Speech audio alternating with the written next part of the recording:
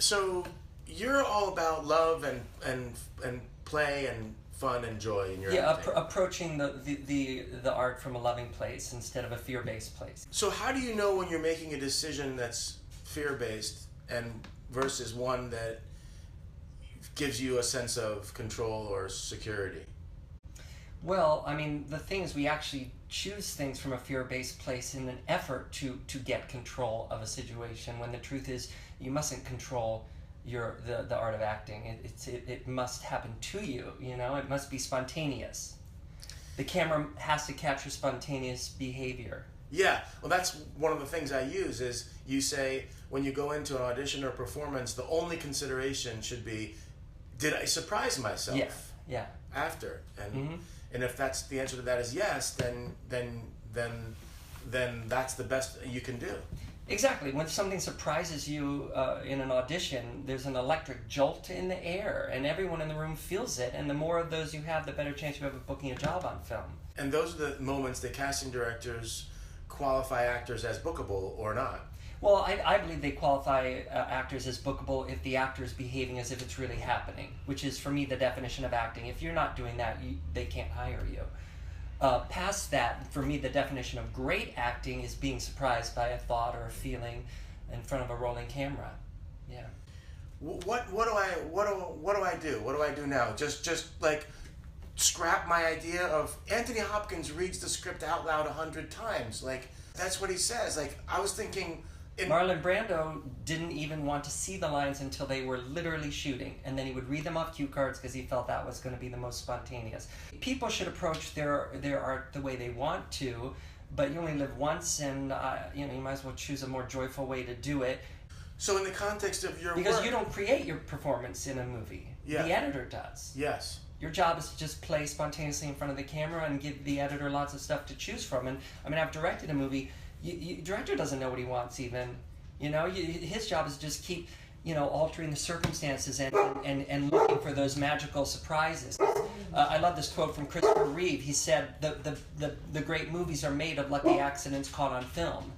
So it's an important thing to remember that you're not in charge of your performance. So if the two guiding principles are learning your lines and scene comprehension, what does scene comprehension look like in application? I mean, do you read the script? If so, how many times? Oh yeah, as many times as you want. But I don't torture myself by reading it over and over and over. So that's really interesting. So there's a tipping point, if you will, where it crosses over from love to fear. Absolutely. It could cross over into a result-oriented place where you start hearing line readings in your head and you start making decisions about how you're going to say the words. So then one's individual unique intuition is the best guide to identify when that tipping point, that line has been crossed from joy to fear. And how does one clear the path to one's intuition then, if that's the main issue? And the answer is easy. The feelings aren't facts. Every feeling is caused by thoughts. So the second you start feeling a negative feeling, and for this it would probably be like a pressure or a responsibility or a fear, then you know your vulture's squawking. That's how you know. To which you'd say to your vulture, what did you say? And your vulture will say it more clearly. It'll say like, well, you better start planning some things or you're going to be terrible in this movie. To which you'd say, I release and destroy my need not to be terrible in this movie. I release and destroy my need to be a good actor. I'm not even an actor. I'm just going to be there to enjoy being me in these circumstances. Things like that. Interesting. So as soon as I feel like an obligation, for me it's obligation. Sure. Responsibility. Responsibility. Pressure. You got to get pressure. That's a squawk. That's a vulture squawk. So you got to find out what is he saying. As soon as I feel that, stop reading the script. Or no, more importantly, stop and ask and talk to your vulture so that you can read the script from a place of just healthy scene comprehension versus going to the next step of, and how will I perform this?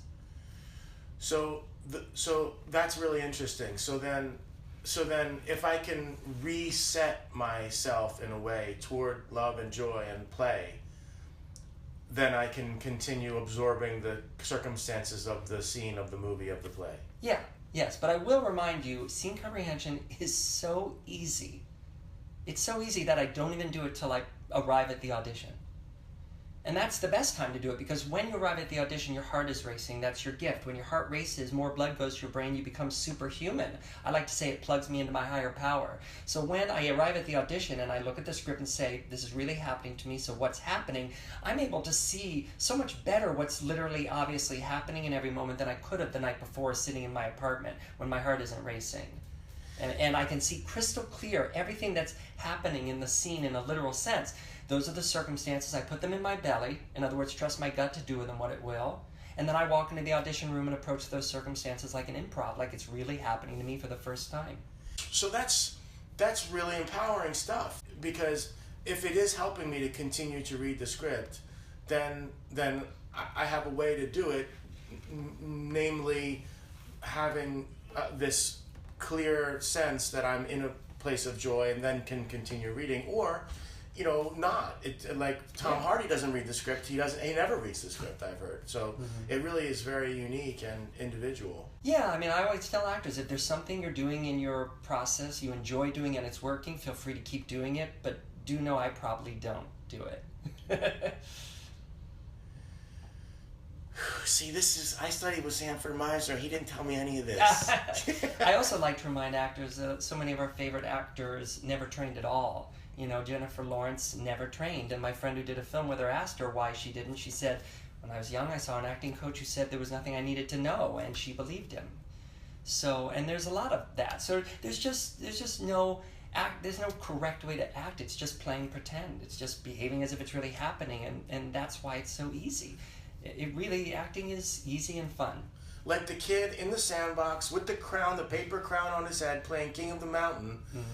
Totally absorbed. You say that acting is a selfish act. No negative connotation to the word selfish. Just totally absorbed and playing and not thinking at all about if it's the correct version of a king or a end product of course, that they want to see. Yeah.